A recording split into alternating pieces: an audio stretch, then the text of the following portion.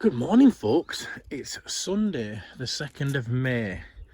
I've come down early just to try and beat people down so I can do a bit of a video. I'm not down for long. I'm doing a lot of stuff at home. Just a quick update and dilemma. When you've got a small allotment, and this is a small allotment as allotments go, you know, it is. And sorry, Nellie's playing with her ball. She drops it where she can't get it and then expects me to get it out. So back to this place anyway. It's coming on fine. We're getting stuff in. I'll just come down here. Been putting some brassicas in this morning, topping up my salads. Sorry, should have left this open. So I've got all my salads in. Lots of different lettuces, spring onions, some flea-bitten radish on the end there, which I did at home in modules and plopped them in, but they're fine. The tops look a bit poop, but no, they're fine. I'll leave this open anyway. I grew most of these lettuces from seed, but I don't know what happened. The sort of what I call the normal, you know, the cos type lettuces and the Lola Rosso type lettuces, the normal leaf lettuces, they just didn't germinate. I don't know what happened, so I just bought a couple of little packets, just a 6, just mixed. This is continental mix, but just normal flat leaf green and red lettuces to mix in, because I pick the leaves off these. I pick the outer leaves. I'll just pull this back. I've got my first lot of brassicas in. Now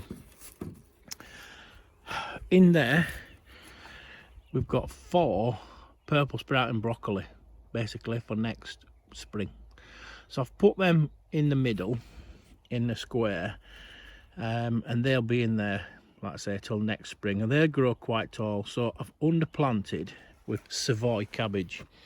Now I've got 9 Savoy cabbage in there, which is about right if I didn't have the purple sprouting broccoli in. But this is my problem. I have got a small allotment.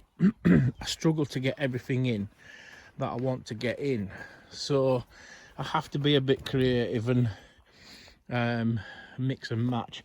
And like I say, hopefully the idea, it's an experiment, is that the broccoli grows tall and grows above the cabbages, but also I don't want massive cabbages, you know, I only want small heads.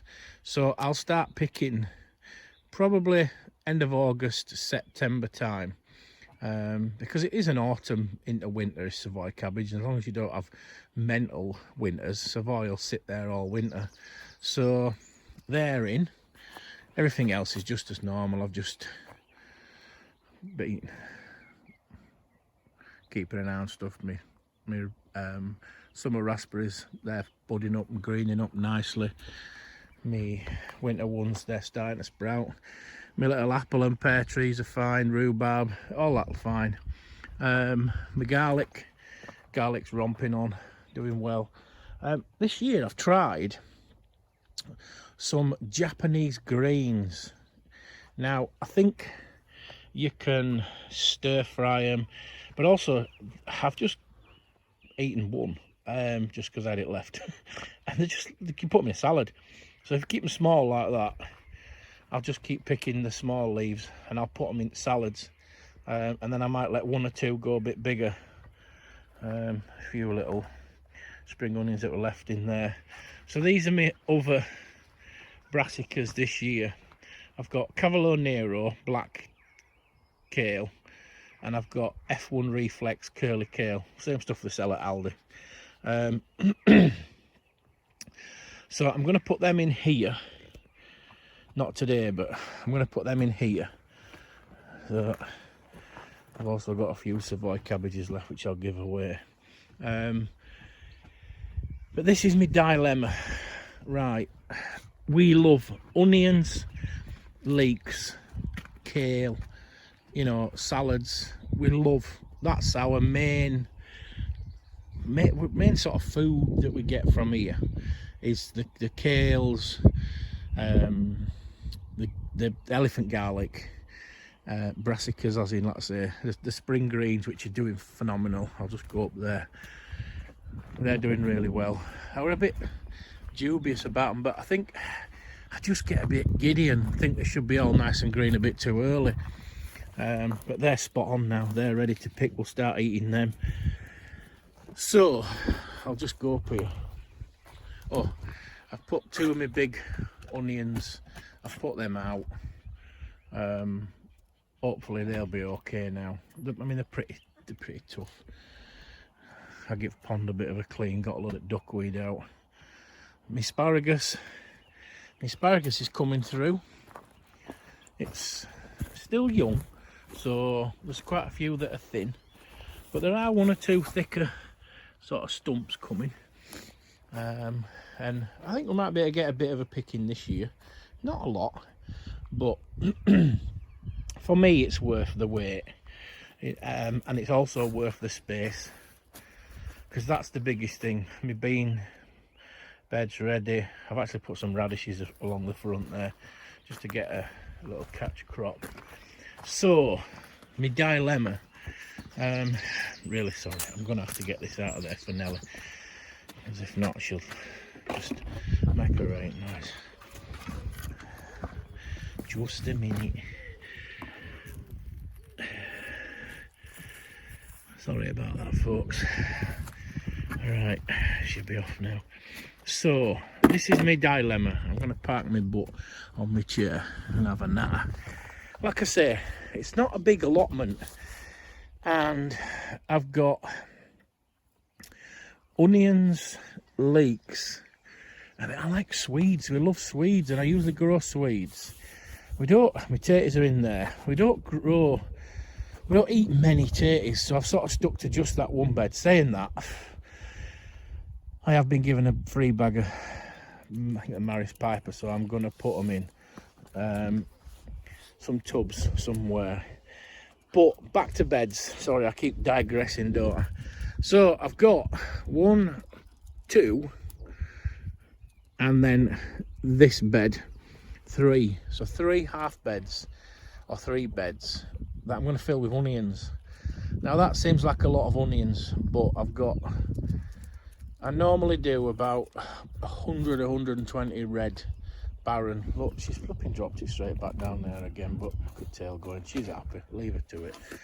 So I normally do about 100 to 120 red barren, and there's mainstay red onions, and I'll chop up most of them and freeze them, and then keep some in the garage for sort of fresh onions. The white onions, I use like an exhibition onion or a Spanish onion, so you get a big white onion. They're nice and mild. And same again, I'll pull them and I'll chop all of them up. But to be honest, I'll do probably 80 to 100 of them as well. Now, because they're bigger, they take a bit more room, so I'm probably going to need 3 of my beds. And then that bed there with the kale in, that's getting the kale. So it only leaves me that bed down there, which I'm going to fill with leeks, because we go through a lot of leeks. We love leeks, and to me, you should grow what you eat and what you like, you know, what you really like. Now it does seem a big area to fill with leeks, but trust me, we get through them no problem. So my carrots are going in there, obviously. That leaves me nowhere else for Swedes. Now, my garlic comes out end of July, maybe even August. Now, to me, that's too late to put Swedes in, because one of them beds full of Swedes, sorry, waggling my fat fingers, this bed full of Swedes would be spot on. It would be fine. So I just don't know whether end of July, early August is too late for Swedes to get decent ones, you know, before the winter and last through winter. Now, I could sow them in modules, put them in pots, grow them on, so that they, you know, and put them in at a decent size. And I think that is my only option, because my salad bed, I'm just going to keep topping up with salads. We've got to have a salad bed. My 2 brassica beds, that's it. I don't think that's a lot. You know, there's only 2 of us. Our young un don't bloody eat much food with us anyway. So, and then like I say, these 2 and that one, they're all going to be onions.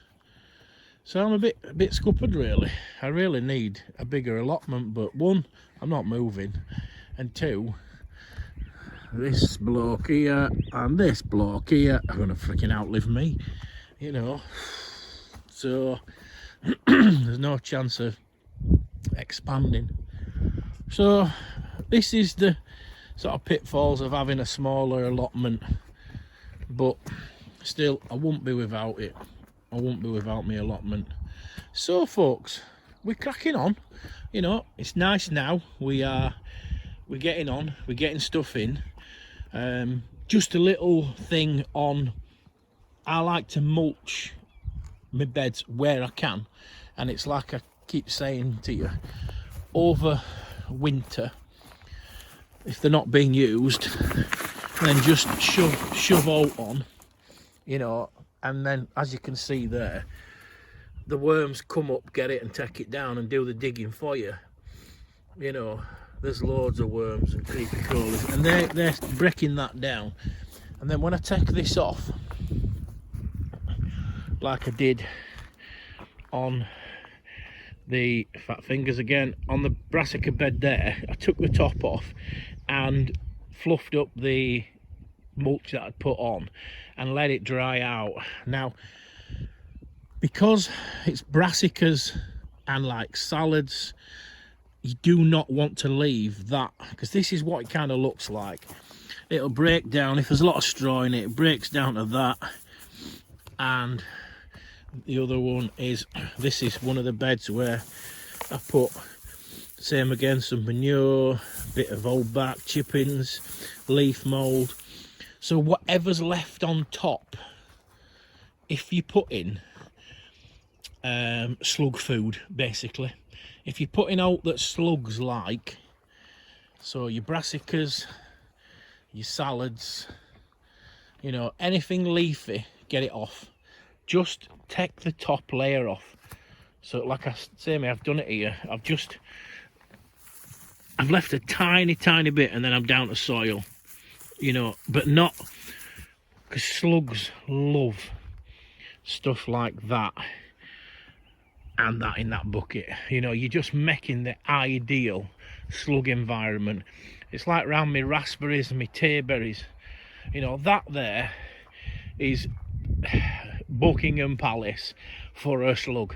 It is the cream up, it's the Hilton, do you know what I mean? But slugs will not bother any of them raspberries, tayberries, and the slugs won't bother my garlic. So if you're putting in anything that's tasty to a slug, take the top dressing back off, and you can either just put it in your compost bin because it's partially rotted down, or I might spread that there around my garlic to give it a bit more of a deeper mulch, because it holds onto moisture. It means you don't have to water as much. So mulches are fantastic, they are brilliant in the right place. So make sure if you do mulch over winter that you get it off. Right folks, so that's it for now. A little quick update. I'll just come down here. As you can see, they're cracking on the housing development behind me. They're tearing it all up, ready for plopping the houses. I don't know if you can see up there, giant Lego bricks, but no, it is what it is. There'll be nice houses, and it will be wind protection. So ta-ta for now folks. Thank you very much for my subscribers and my followers. I know I don't do a lot of videos. There's people out there that do weekly videos and super duper editing and this and that, but this is just me video logging my allotment and what I'm on with. And a year on my plot, basically. That's sort of what I do. Okie doke, folks, thank you very, very much. Have a lovely bank holiday, even though it's going to chuck it down, apparently. So, ta-ta from now.